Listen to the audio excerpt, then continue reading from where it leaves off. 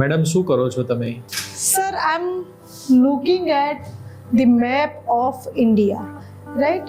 અને આ ભારતનો નકશો જોતા જોતા મને ઇન્ટરેસ્ટિંગ વસ્તુ એ લાગી કે આપણે ત્યાં અરેબિયન સી છે, ઇન્ડિયન ઓશન છે, પણ સૌથી ઇન્ટરેસ્ટિંગ વસ્તુ છે આપણે ત્યાં ખંભાતનો અખાત છે, રાઈટ? અને બંગાળાની ખાડી છે. તો આ ખાડી છે એને શું કહેવાય ઇંગ્લિશમાં, અને અખાત છે એને શું કહેવાય?